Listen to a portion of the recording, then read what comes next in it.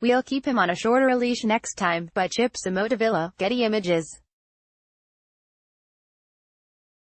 Earlier this week, completely out of nowhere and unrelated to the midterm elections at all, reports began to surface that Donald Trump, who on Monday was ready to slap tariffs on every single Chinese import, had suddenly reached some kind of breakthrough with Beijing. On Thursday, the president tweeted that he'd had a long and very good conversation with President Xi Jinping, with a heavy emphasis on trade, and indicated things were moving along nicely. Later that night, articles appeared claiming Trump wants to reach an agreement on trade with Xi when they meet at the Group of 20 summit in Argentina, and that he'd asked key U.S. officials to begin drafting potential terms, according to 4 people familiar with the matter. And on Friday, the South China Morning Post reported that Trump had changed his travel plans to accommodate a meeting plus dinner with Xi, a sign, according to one source, that he was keen to reach a deal. All of this would obviously be very good, nay, great news, given that markets are increasingly worried about a full-blown trade war and that, so far, the outcome of Trump's tariff spree has involved layoffs for American workers, U.S. companies shifting production abroad, bailout necessitating losses for farmers in Trump country, and the potential for thousands of new jobs in China. Unsurprisingly, markets soared on the news, and all those Trump supporters who've been burned by his tariffs presumably got that warm, cuddly feeling back about the president just 4 days before the midterms. Except, according to National Economic Council Director Larry Kudlow, the whole thing, to borrow a phrase from the president, is fake news. There's no massive movement to deal with China, Kudlow told CNBC on Friday, noting that though Trump's conversation with Xi had been pleasant and positive, little actual progress was made on trade.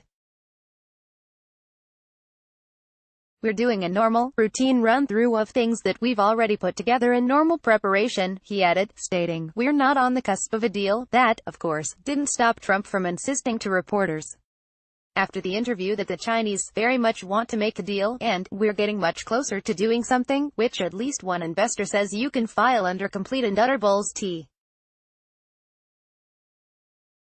I don't buy the story for a second.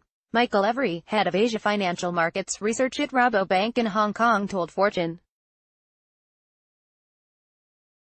This seems a perfect way to ensure equities rally and election day, put Xi into a box in terms of what is expected of him and then have someone to blame when the deal then falls through. And in related news, if President Trump's torrent of words has seemed overwhelming of late, there's a good reason for that. In the first 9 months of his presidency, Trump made 1,318 false or misleading claims, an average of 5 a day. But in the 7 weeks leading up the midterm elections, the president made 1,419 false or misleading claims, an average of 30 a day. If you would like to receive the Levin Report in your inbox daily, click here to subscribe. Obama to Republicans, you're welcome. Right now Republicans are all, look, the economy's so good, the 44th president said at a rally in Miami on Friday. Where do you think that started? When did that start? They're talking about how, oh, look how many jobs we created. The economy created more jobs in the last 21 months that I was in office than it did in the 20 months after I left office. And at the time they were saying how terrible the economy was. GOP, job earned.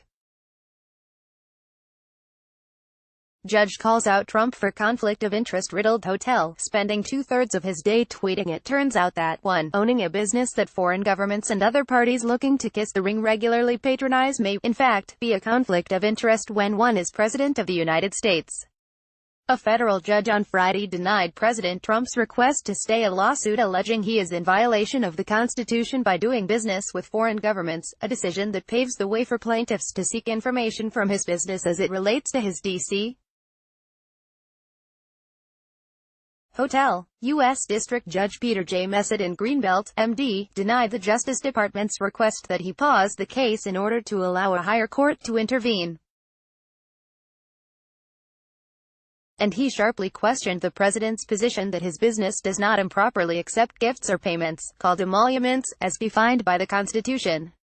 And 2. If you're going to try and claim you're too busy and important for a case to proceed, you might want to avoid spending the majority of the workday tweeting. https://twitter.com/farenthold/status/10584310242653552525 elsewhere. Bitcoin single quote S first felon faces more legal trouble. Dealbook jobs numbers boost GOP.